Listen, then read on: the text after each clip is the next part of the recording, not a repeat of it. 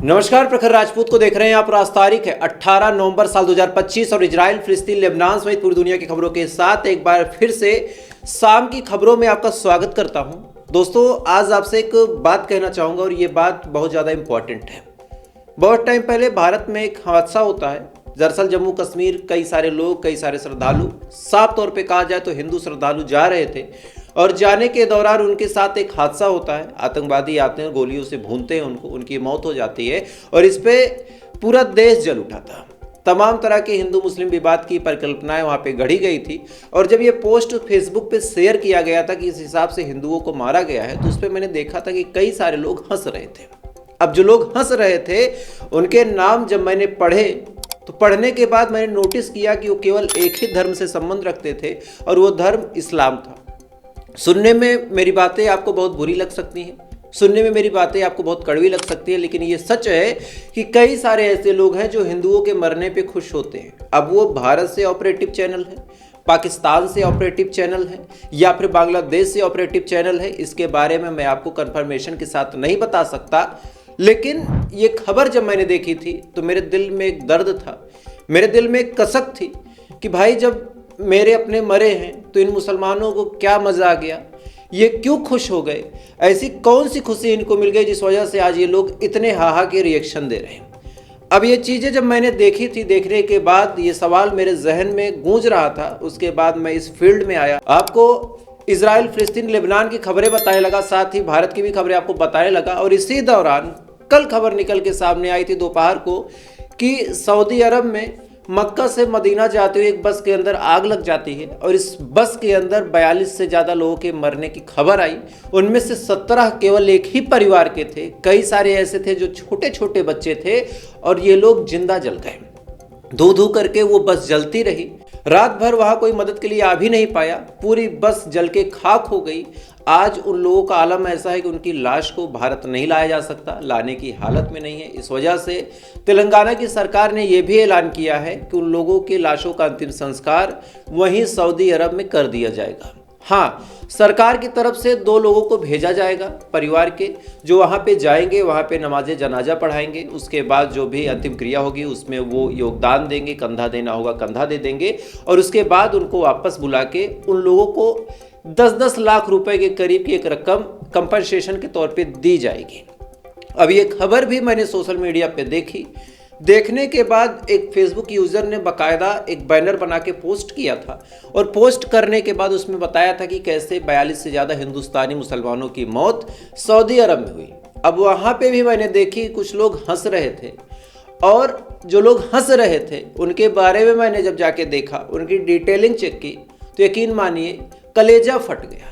उन लोगों को जब मैंने देखा तो उनमें से ज़्यादातर लोग हिंदू थे, ज़्यादा क्या 99.99% लोग ऐसे थे जो हिंदू धर्म से बिलोंग करते थे और वो लोग इन 42 लोगों के मरने पे हंस रहे थे, उनको खुशी मच रही थी। कई सारे लोगों का मैंने कमेंट देखा, कई सारे लोगों ने यह भी कमेंट किया था कि चूंकि इन लोगों ने हमारे ऊपर हुए हमले पे हंसी ठहाके वाली बात की थी तो हमें करने का मन तो नहीं है, लेकिन बदला लेने के चक्कर में हम ऐसा कर रहे हैं। अब आप सोच के देखिए कि नफरत की आग हमारे देश में इस कदर फैल चुकी है कि लोग अपनी गलतियां नहीं मानते। आप ध्यान से देखिए, एज ए हिंदू मैं चाहता इस बात को धीरे से दबा देता, आपको न बताता। मैं चाहता तो इस खबर को बताता भी ना, गाजा की खबरें सुना के और मेन जो हेडलाइन इस देश की उसको सुना के यहाँ से चला जाता। लेकिन ये काम अगर मैं भी करने लगूंगा तो गोदी मीडिया और ये जो भड़काऊ मीडिया है, इन दोनों के बीच में मेरा अंतर कहाँ बचा। आप ध्यान से देखिए कि एक दूसरे के जख्मों पे हंसने की आदत आज हमारे अंदर इस कदर शुमार है कि कोई वैष्णो देवी जैसे पवित्र जगह पे यात्रा करने जाता है और वहाँ पे जब उसको आतंकवादी मारते हैं तो इस देश का एक बड़ा तबका मुसलमानों का खुश हो जाता है। जब वहाँ पे सऊदी अरब में कई सारे मुसलमान जल के मर गए, वहाँ पे भी वो पूजा पाठ ही अपने धर्म के हिसाब से करने गए थे, वहाँ पे हिंदुओं का एक बड़ा तबका खुश हो जाता है। और अगर ऐसे ही चलता रहा तो यकीन मानिए हम एक दूसरे को काट खाएंगे, कोई जिंदा नहीं बचेगा। यहाँ पे केवल मस्जिदें और मंदिर रह जाएंगे, वहाँ कोई इबादत और आरती करने वाला नहीं बचेगा। एक कड़वी सच्चाई, इस बात को याद रखिएगा। खैर, मेरा काम है, मैं आपको सही चीज़ें बताता हूँ। आपको मेरा काम पसंद आता हो तो मुझसे जुड़ सकते हैं। बाकी अगर आप भड़काऊ लोगों को ही देखना पसंद करते हैं जो आपको केवल ये बताए कि अब इस्लाम खतरे में है, हिंदू केवल हमारा मजाक उड़ा रहा, कोई आपको ये बताए कि हिंदुत्व खतरे में है, सनातन खतरे में है, मुसलमान हमारे मस्जिदों को, मंदिरों को तोड़ देगा, तो भैया आपको मुबारक हो, आपके ऊपर भी अंधभक्ति का चश्मा चढ़ चुका है। आपका कोई इलाज नहीं होने वाला। एक दिन आप यही सोच सोच के पागल होकर मर जाएंगे, क्योंकि इस दुनिया से कभी भी ना हिंदू को खत्म किया जा सकता है, ना ही मुसलमानों को खत्म किया जा सकता है। दोनों ही कई सौ सालों से एक दूसरे के साथ रह रहे हैं, कई हजार सालों तक एक दूसरे के साथ रहेंगे।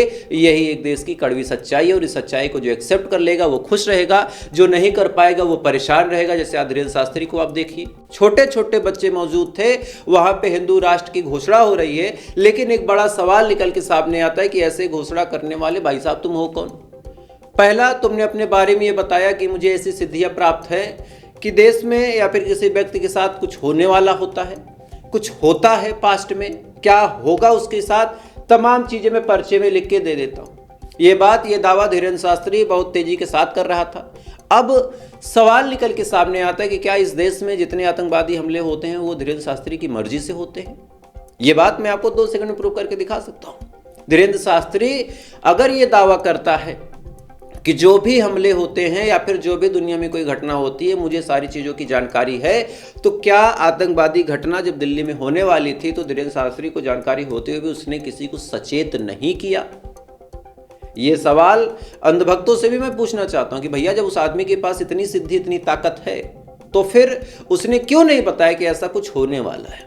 खैर, ये सवाल अंधभक्तों के लिए छोड़ देता हूं, लेकिन फिर से आपसे कहूंगा कि देश में प्यार से रहिए, किसी के भी मरने जीने पे आप ना हंसें, इससे आपसे सौहार्द खराब होगा। खैर, अब अगली खबर का रुख करते हैं, और अगली खबर दोस्तों निकल के सामने आ रही मिडिल ईस्ट से।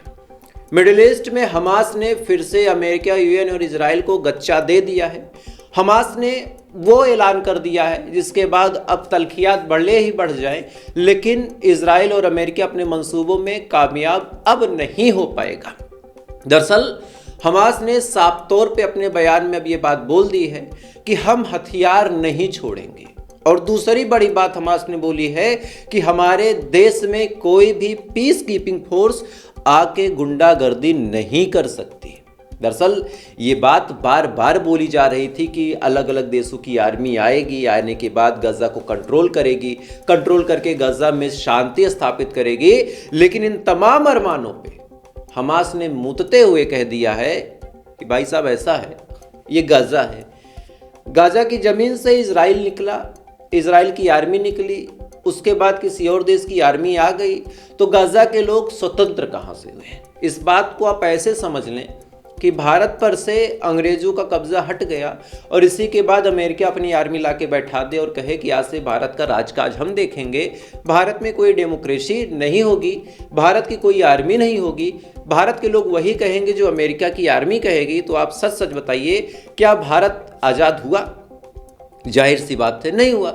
सेम चीज़ आज हमास और अलग अलग जो ग्रुप है उन्होंने आपस में कोऑर्डिनेट करके ये डिसाइड करके अपना ऐलान सुनाया है कि कोई भी आर्मी किसी भी देश की आके गजा के अंदर तैनात नहीं होगी, हम किसी को बेलाउ नहीं करेंगे, और इवन हम हथियार भी नहीं छोड़ेंगे। इधर ये तमाम चीज़ें चल ही रही थी, दूसरी तरफ यूनाइटेड नेशन में बाकायदा वोटिंग हुई, रशिया ने अपना प्रपोजल रखा था, साथ ही अमेरिका ने अपना प्रपोजल रखा था, और दोनों देशों के प्रपोजल के बीच अमेरिका का प्रपोजल भारी बहुमत के साथ जीत गया है। इस प्रपोजल में पहले के जो 20 पॉइंट थे वो तो है ही, अब आगे के भी कुछ पॉइंट है जो एक एक करके मैं आपको बता देता हूँ। पहला पॉइंट ये है कि अब इजराइल की आर्मी थोड़ा सा पीछे हटेगी। दूसरा पॉइंट ये है कि फिलिस्तीन को एक अलग देश का दर्जा मिलेगा। तीसरा बड़ा पॉइंट ये है कि हमास और बाकी जितने रेजिस्टेंस ग्रुप हैं वो हथियार छोड़ेंगे। चौथा मेन पॉइंट ये है कि वहाँ पे किसी और देश की आर्मी आएगी और अलग अलग देशों की आर्मी आएगी, उसमें से इंडोनेशिया है, पाकिस्तान है, साथ ही सऊदी अरब है, और साथ ही इसमें एक और रिपोर्ट और बढ़ के निकल के सामने आई थी कि इस पूरे मामले में अब सीरिया को भी जब अमेरिका ने लालच दिया कि हम तुम्हारे ऊपर से सेंक्शंस हटा देंगे, तुम्हें अब्राहम अकॉर्ड ज्वाइन करना पड़ेगा और साथ ही अपनी आर्मी को गाजा के अंदर भेजनी होगी, तब सीरिया भी कहता है कि ठीक है, हमें कोई दिक्कत नहीं, हम गाजा के अंदर अपनी आर्मी को भेजेंगे और हमास से हथियार छीनेंगे और बदले में हमें कोई कीमत भी नहीं चाहिए। तो ट्रंप ने बड़ा सही दांव भी लगाया था कि पूरी दुनिया में जितने इस्लामिक देश हैं उन्हीं की आर्मी को उठा के गजा के अंदर बैठा दिया जाए, वही जाके हमास को ख़त्म कर दें, ताकि जब गजा का इतिहास लिखा जाए तब ये कहा जाए कि गजा के अंदर कई सारे आतंकवादी संगठन थे जिनको पूरी दुनिया के मुसलमान देशों ने जाके ख़त्म किया। खैर, इधर ये तमाम चीज़ें चल ही रही थी, इधर एक और बड़ी खबर निकल के सामने आ रही है इजराइल और सऊदी अरब के हवाले से कि सऊदी अरब को ट्रंप का बड़ा तोहफा मिल सकता है। दरअसल आज मोहम्मद बिन सलमान और ट्रंप के बीच वाशिंगटन में मीटिंग होनी है और इस मीटिंग में अलग अलग मुद्दे रखे जाएंगे। सऊदी अरब का अपना मुद्दा है कि हमको F-35 फाइटर जेट चाहिए ही चाहिए, और अमेरिका का मुद्दा यह है कि अगर तुमको F-35 फाइटर जेट चाहिए तो तुम्हें अब्राहम अकॉर्ड ज्वाइन करना ही पड़ेगा। अब यहाँ पे इजराइल ने एक अपना पॉइंट ऑफ व्यू रखा कि देखो ट्रंप साहब, आप इनको अब्राहम अकॉर्ड ज्वाइन करवा लो, लेकिन इनको F-35 फाइटर जेट मत देना। क्यों? क्योंकि आज ये अब्राहम अकॉर्ड ज्वाइन कर लें और इनको आप F-35 दे दो, बाद में अब्राहम अकॉर्ड से पलट जाएं और ईरान के साथ दोस्ती कर लें तो आपका क्या होगा। सऊदी अरब के इस ऑफर पे कि हम अब्राहम अकॉर्ड ज्वाइन करेंगे लेकिन हमको F-35 चाहिए, इजराइल बुरी तरीके से डरा हुआ है और साथ ही इस ताक में लगा हुआ कि कैसे भी करके ट्रंप को मना लिया जाए और ट्रंप सऊदी अरब को F-35 फाइटर जेट ना बेचे। लेकिन रिपोर्ट निकल के सामने आ रही कि ट्रंप ने ऐलान कर दिया है कि वो सऊदी अरब को F-35 फाइटर जेट बेचेंगे जरूर, वो भी एडवांस टेक्नोलॉजी का बेचेंगे। जो अभी F-35 है उसमें भी मॉडिफिकेशन करके बेचेंगे। लेकिन अब बड़ा सवाल ये है कि अमेरिका ऐसे वादे अक्सर कई देशों से करता रहता है, जैसे भारत को भी उसने 6 अपाचे हेलीकॉप्टर देने का वादा किया था, पैसे भी ले लिए, लेकिन उस दिन जब इनका अपाचे हेलीकॉप्टर भारत के लिए रवाना हुआ था, रास्ते में ही उसको लौटा लिया गया। लौटाने के बाद कहा गया कि तुर्की ने परमिशन नहीं दी और जैसे ही वापस आके वो अपाचे हेलीकॉप्टर का जखीरा अमेरिका के अंदर लैंड करता है, फौरन ही उस हेलीकॉप्टर को डिसेंबल कर दिया जाता है, यानी उसको खोल के अलग थलग कर दिया जाता है। अब इसको चाहे आप अमेरिका की कूटनीतिक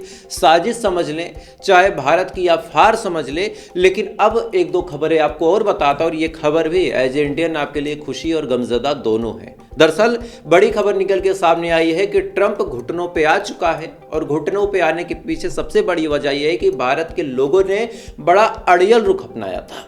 FEO की रिपोर्ट के मुताबिक भारत के लोगों ने अमेरिका को सामान बेचना बंद और ना के बराबर ख़त्म भी कर दिया। इस वजह से पिछले 1 महीने के अंदर ही 12% की गिरावट देखने को मिली अमेरिका के अंदर और इस चीज़ से परेशान होकर मजबूरी में डोनाल्ड ट्रंप ने बड़ा ऐलान किया है कि 50% के करीब टैरिफ हम ख़त्म कर देंगे। लगभग 200 प्लस ऐसे प्रोडक्ट है जिनके ऊपर 50% का जो टैरिफ लगा है उसको ख़त्म करके 0% टैरिफ लगाया जाएगा। और ये जीत भारत के उन किसानों की है जो किसान अपने अनाज को घर में बैठ के सड़ा रहे थे लेकिन उन्होंने बेचा नहीं, हर वो छोटा मोटा किसान। खैर, इधर ये तमाम चीज़ें चली रही हैं। इधर हमारे देश के प्रधानमंत्री श्री नरेंद्र दामोदर दास मोदी जी की आप बहुत बड़ी मकबूलियत समझें, बहुत बड़ी ताकत समझें, या फिर इंटरनेशनल फोरम पे हमारी जीत समझें कि हमारा एक मुस्लिम दोस्त था जिसका नाम था ईरान, जो हमारे हर मामले में हमारे साथ खड़ा होता था। आज उसने भी हमें एक तकलीफ भरी फैसले के साथ नवाजा है। दरअसल ईरान भारत के लोगों को वीज़ा फ्री एंट्री देता था। ईरान का मानना था कि भारत के लोगों के साथ कोई वीज़ा वीजा वाला बात नहीं करना, भारत के लोग हमारे अपने भाई हैं, भारत के लोग शांति से हमारे देश में आए, बिना वीज़ा के घूमें टहलें, जो करना है करें, जब मन करना हो तब तक करें, जब जाना हो तब तक जाएं। ये बात ईरान मानता था। लेकिन हमारे मोदी जी ने क्या किया, क्या नहीं किया, वो तो मुझे नहीं पता। लेकिन अब ईरान ने बड़ा फैसला सुनाते हुए कहा है कि 22 तारीख से अब कोई भी भारतीय बिना वीज़ा के ईरान नहीं आ सकता। हालांकि उसमें हम भारतीयों का भी बहुत बड़ा योगदान है। हम भारत के लोगों ने पाकिस्तान के लोगों की तरह ईरान में जाके गंध मचाई। हम भारतीयों ने वहाँ पे किडनैपिंग समेत, मजदूरी समेत, चोरी चकारी जैसी घटनाओं को भी अंजाम दिया। इस वजह से 22 नवंबर से ईरान के अंदर वीज़ा फ्री एंट्री खत्म हो रही है दोस्तों। और ये खबर आपको गोदी मीडिया नहीं बताएगा। क्यों नहीं बताएगा, वजह आप जानते हैं। खैर, इधर ये तमाम चीज़ें दोस्तों चली रही हैं। इधर बहुत बड़ी घटना निकल के सामने आ रही कानपुर से, जहां पे एक महिला के साथ ठगी कर ली गई है दिल्ली ब्लास्ट के नाम पे। दरअसल इस देश में या तो आप मुसलमान हैं या फिर आप गरीब हैं, आपको फंसाना, आपको परेशान करना पुलिस, सरकार, बाकी एजेंसियों के लिए बाएं हाथ का खेल है। आपके लिए कोई बोलने वाला नहीं, आपकी आवाज़ कोई उठाने वाला नहीं है। और यही वजह है कि एक परिवार के पास कुछ फर्जी लोग फ़ोन करते हैं और फ़ोन करके बताते हैं कि हम NIA से बोल रहे हैं और तुम्हारा नाम दिल्ली ब्लास्ट में आ रहा है, तुम्हारा नंबर जो है दिल्ली ब्लास्ट में इस्तेमाल हुआ है और इससे अब तुमको सज़ा होगी, तुम्हें पूरी ज़िंदगी जेल में सड़ना पड़ेगा। वो महिला कहने लगी कि नहीं साहब, हम बड़े सिंपल लोग हैं, हमारा कोई नंबर नहीं आ सकता। उस पे लोगों ने कहा कि तुम्हारा नंबर आ चुका है और हम NIA से बोल रहे हैं और पुलिस की टीम तुमको गिरफ्तार करने आ रही है। पूरी बात क्या है आप पहले पुलिस से सुन लें। दिनांक 9, 10 और 11 नवंबर में कानपुर की एक महिला मिसेस गौड़ के साथ डिजिटल अरेस्ट का फ्रॉड होता है, जिसमें उनको ये बताया जाता है कि आपका नंबर और आपका नाम आतंकवादी गतिविधियों में पाया जा रहा है। ये घटना दिल्ली ब्लास्ट के बहुत आसपास होती है, तो इससे हमें ये शक भी जा रहा है कि अब साइबर फ्रॉड नए सिरे से काम कर रहे हैं और दिल्ली ब्लास्ट का सहारा लेते हुए, फियर पैदा करते हुए लोगों को इसका झांसा दे रहे हैं। 9th को ATS बन के कॉल किया और दिल्ली ब्लास्ट के बाद 11th को NIA बन के कॉल किया, जिस वजह से उस महिला ने डर के मारे RTGS से 6,66,000 रुपीज RTGS कर दिए थे। तो साइबर फ्रॉडस्टर इसका फायदा उठा रहे हैं और जांच प्रचलित है साइबर थाने में। इतना सब होने के बाद वो परेशान परिवार जब डर गया, उसने कहा कि साहब इसका क्या सोल्यूशन है। तब साहब ने बताया कि 6,66,000 रुपए की एक RC तुमको कटवानी होगी, नहीं तो पुलिस की टीम तुमको आएगी और गिरफ्तार कर लेगी। डरा सहमा परिवार 6,66,000 रुपए बिना किसी शक, बिना किसी गुंजाइश के भेज देता है, क्योंकि शायद उसको ये बात पता थी कि एक बार अगर हमारा नाम आ गया तो हमारे लिए आवाज़ उठाने वाला, हमारे लिए सुनने वाला, हमारे लिए बोलने वाला कोई नहीं होगा। उसके बाद इतने रुपए भेज के जब वो लोग शांत बैठे, थोड़े दिन बाद उनको पता चला कि उनके साथ तो फ्रॉडजरी हुई है और कोई भी NIA जैसे संगठन उनको फ़ोन नहीं कर रहा था। तो ये खबर मैंने आपको इसलिए बताई ताकि अगर आपके पास भी कोई ऐसा फ़ोन आए, आपके पास भी कोई ये बोलने के लिए खड़ा हो जाए कि तुम्हारा नाम तो दिल्ली ब्लास्ट में जोड़ा जा रहा, तो खुल के सीना ठोक के कहो कि मेरा नाम नहीं है और मैं अपना वीडियो बना के सोशल मीडिया पे वायरल कर रहा हूँ, या फिर आप मुझे भेज सकते हैं, आपकी आवाज़ उठाने के लिए मैं हूँ। इंस्टाग्राम का लिंक सामने आपको दिख रहा है, यहाँ पे आप मुझे फॉलो कर लें और कोई भी दिक्कत हो आप मुझसे डायरेक्ट रब्ता करें, मुझे भेजें, मैं आपके साथ खड़ा हूँ। 70-75 अगर आप लोगों ने प्यार दिया है तो मेरा फ़र्ज बनता है कि मैं आपकी बात को राजा भाई तक पहुंचा दूंगा, आपकी बात तो बड़े बड़े चैनलों तक पहुंचा दूंगा। कॉन्टैक्ट मेरे अच्छे हैं, वो काम मैं कर सकता हूं। खैर, तो फिलहाल अभी के लिए इतना ही। लेकिन हाँ, रात की खबरें जो 9 बजे के आसपास आएंगी उसको जरूर देखिएगा, क्योंकि उसमें बहुत सारी इंपॉर्टेंट खबरें आपके लिए हैं। कुछ शेख हसीना से जुड़ी हुई हैं, कुछ गाजा से जुड़ी हुई हैं, कुछ भारत से जुड़ी हुई हैं और कुछ पूरी दुनिया से जुड़ी हुई है, तो उसको आप जरूर देखिएगा। बाकी थोड़ी देर बाद फिर मिलते हैं ऐसे किसी अपडेट के साथ। तब तक अच्छे रहे, खुश रहे, अपना ख्याल रखिए, अपने देश का ख्याल रखिए। जय हिंद, ऊपर वाला आपकी हिफाजत।